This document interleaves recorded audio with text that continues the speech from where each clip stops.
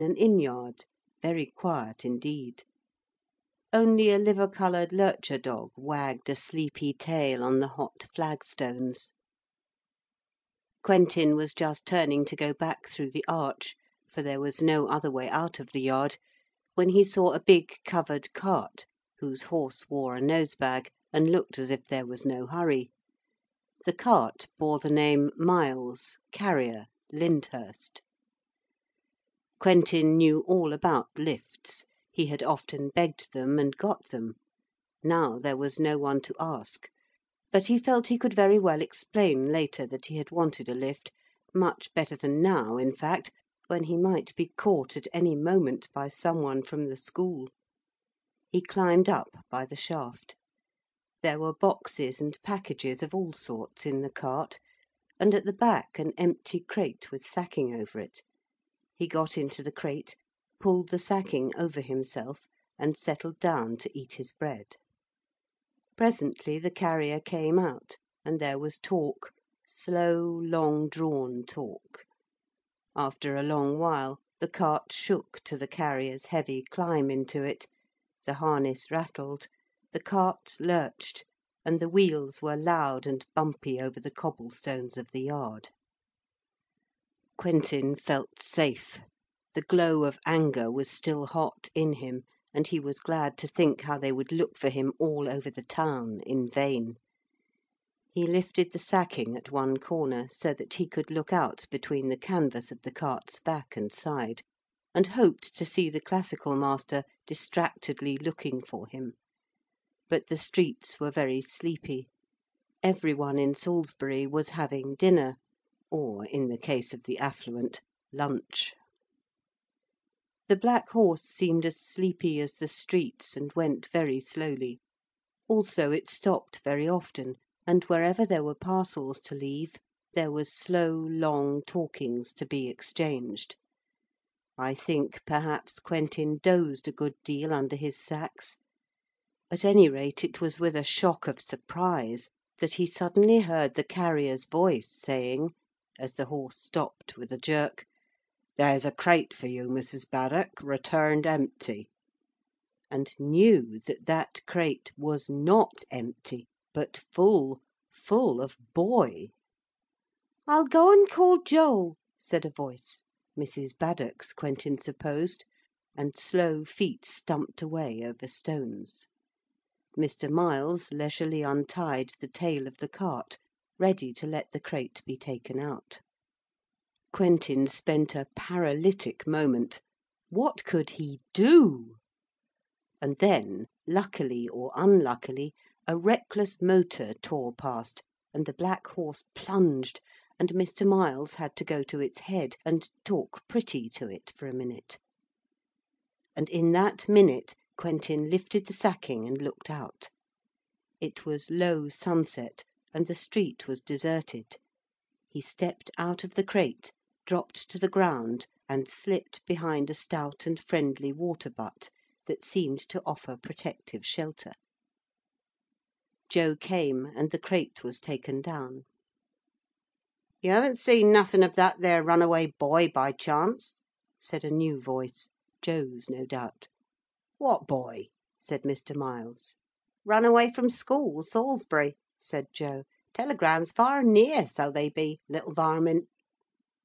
"I ain't seen no boys, not more'n ordinary," said Mr. Miles. "Thick as flies they be, here, there, and everywhere, drat 'em.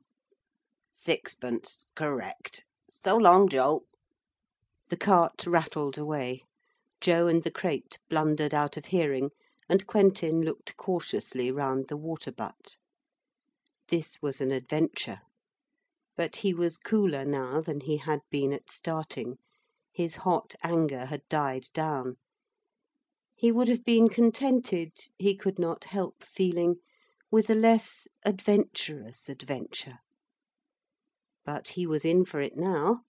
He felt, as I suppose people feel when they jump off cliffs with parachutes, that return was impossible.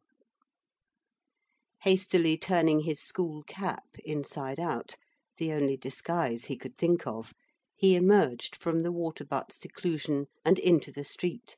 trying to look as if there was no reason why he should not be there.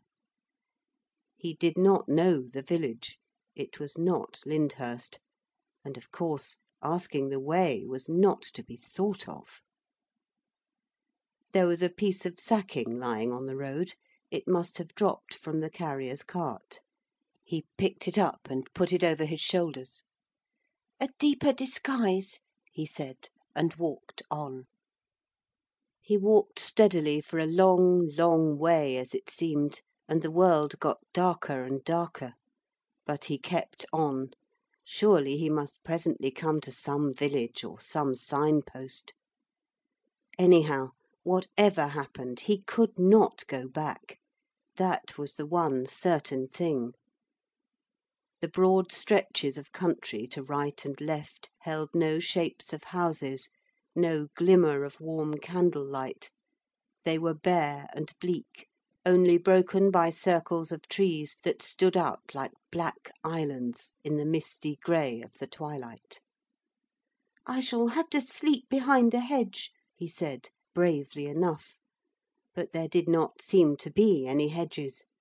And then, quite suddenly, he came upon it. A scattered building, half transparent as it seemed, showing black against the last faint pink and primrose of the sunset. He stopped, took a few steps off the road on short, crisp turf that rose in a gentle slope. And at the end of a dozen paces he knew it. Stonehenge. Stonehenge he had always wanted so desperately to see. Well, he saw it now, more or less. He stopped to think.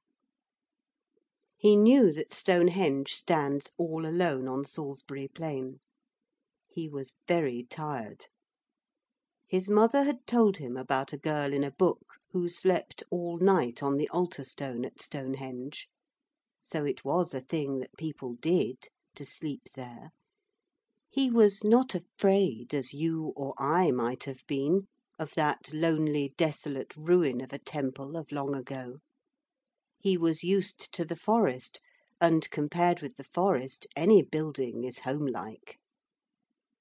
There was just enough light left amid the stones of the wonderful broken circle to guide him to its centre. As he went, his hand brushed a plant. He caught at it, and a little group of flowers came away in his hand. "St. John's wort," he said. "That's the magic flower." And he remembered that it is only magic when you pluck it on Midsummer Eve. "And this is Midsummer Eve," he told himself, and put it in his buttonhole. "I don't know where the altar stone is," he said, "but that looks a cosy little crack between those two big stones." He crept into it and lay down on a flat stone that stretched between and under two fallen pillars. The night was soft and warm. It was Midsummer Eve. "Mother isn't going till the 26th," he told himself. "I shan't bother about hotels. I shall send her a telegram in the morning and get a carriage at the nearest stables and go straight back to her. No, she won't be angry when she hears all about it. I'll ask her to let me go to sea instead of to school. It's much more manly. Much more manly. Much, much more. Much." He was asleep, and the wild west wind that swept across the plain spared the little corner where he lay asleep, curled up in his sacking, with the inside-out school cap doubled twice for pillow. He fell asleep on the smooth, solid, steady stone. He awoke on the stone in a world that rocked as sea-boats rock on a choppy sea. He went to sleep between fallen, moveless pillars of a ruin older than any world that history knows.